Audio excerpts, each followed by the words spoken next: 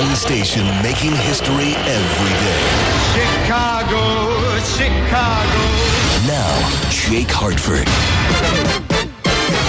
89 WKRS. I have this plan. I call it the Hartford Eating Healthy Experience. Hee hee.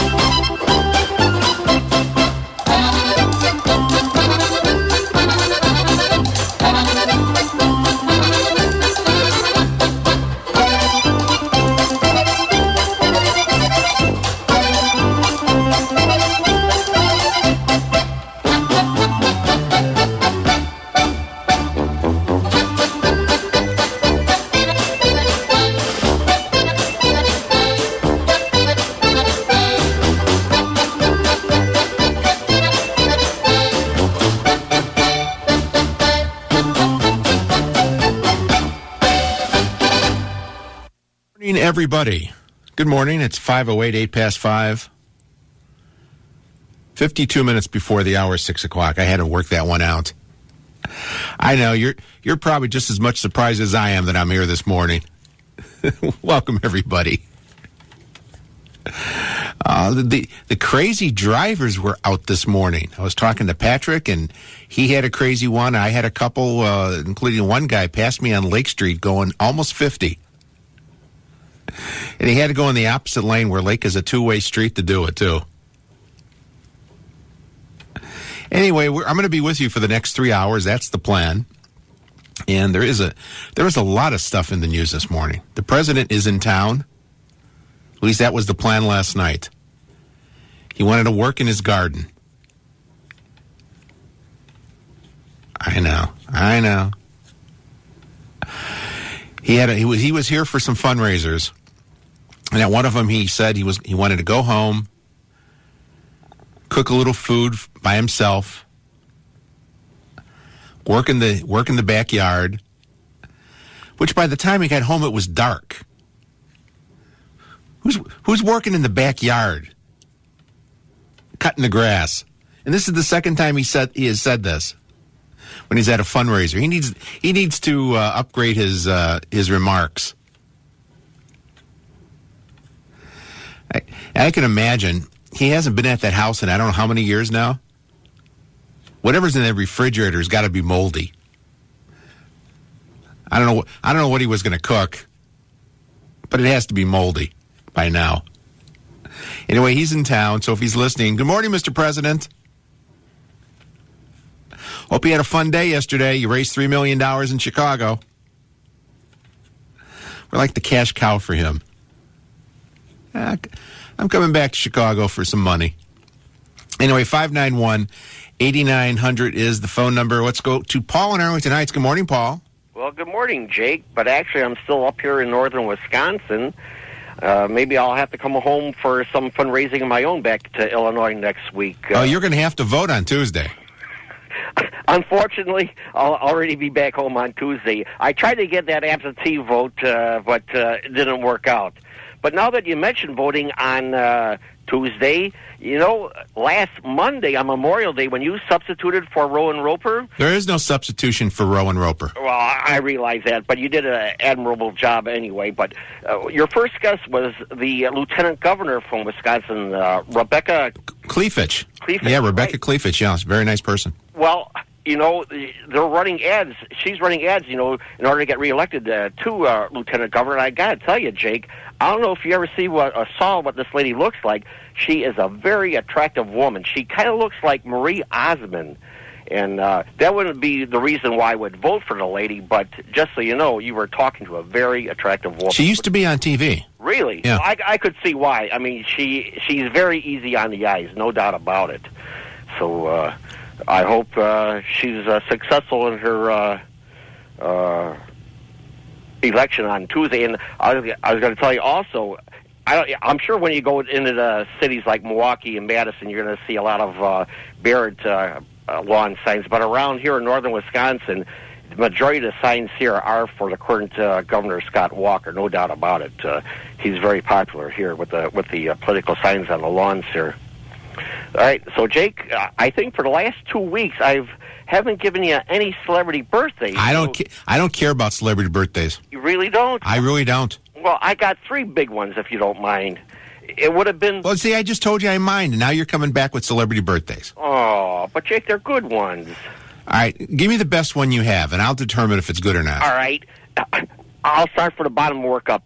Today is the 64th birthday of Jerry Mathers, the Beaver. That's the best one you've got?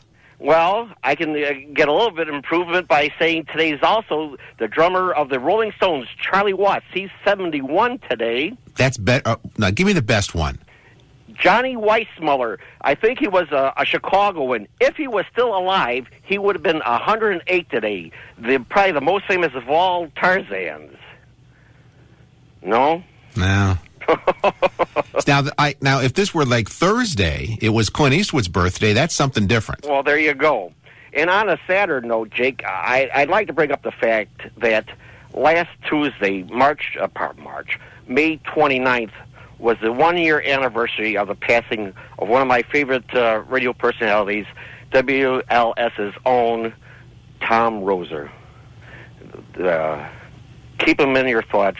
I mean, he was one of my favorites. Your former, you're just starting the show off on a downer. Well, I'm going to make you the last caller of the show, not the first. Well, Jake, at least I kept this in mind this week. At least I'm not using you as the WLS complaint department like I did last week. You just started the show off in a downer. Well, time to go now, Paul. All right, Jake. Bye-bye. Have a good week and bye. And now I'm supposed to go to something upbeat after a 1-year death memorial. The Wisconsin election, I can't wait to see the results Tuesday. Because I remember talking on this very show months ago when they were out getting the petitions to get on the ballot to have the recall. I remember people saying, you know what, the unions are really going to show that people are going to be mad and whatever. And I said, go ahead. I encouraged it. Pass out those petitions. Get on the ballot. Have the recall election. See what the people think. And they did. They got almost 1 million signatures to have the recall election. I really hope, that Tom Barrett gets at least 900,000 votes on Tuesday. I really do. Because if you had 900,000 plus signatures, I would hope everybody that signed the petition to have the ballot, have the election, votes. Because it is costing the taxpayers of Wisconsin $15 to $20 million to hold this election. And the ironic part is, what got everybody ginned up was the bargaining with the unions and this and that, and that's not an issue. Now they're just talking about who's created the most jobs. Is that why you had a recall election? Because you're arguing over who created the most jobs? I don't think so. And all this is going to do is make it harder next time anybody wants to have a recall election. Because that's why you'd have it.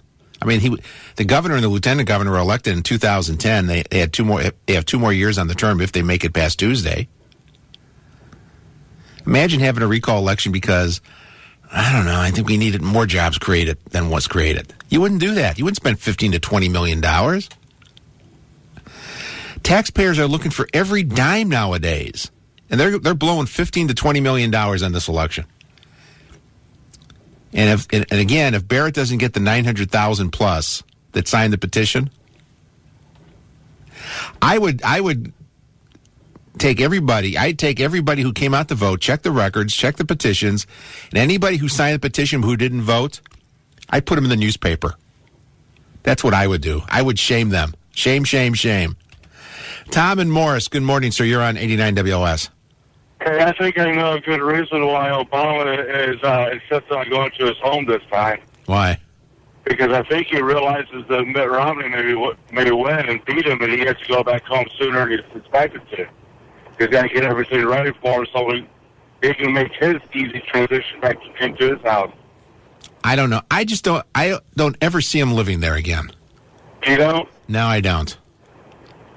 I think that if he chooses to move to another house after he gets out of office, it's going to be somewhere where it's like out in the country or something like that, to where he can't disrupt like whole neighborhoods when he's around.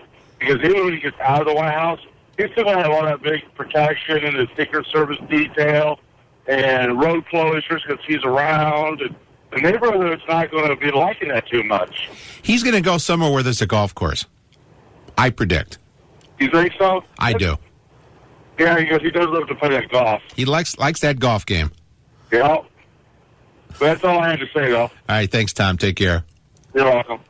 5:18, Awake with Jake. It's a Saturday morning. It's going to be a beautiful day. Hard to believe last weekend it was over, almost 100? And then all of a sudden, was it Wednesday or Thursday, got down there in the 50s? Wow. Huh? Chicago weather. Anyway, it's 5:18. Back after this on 89 WLS.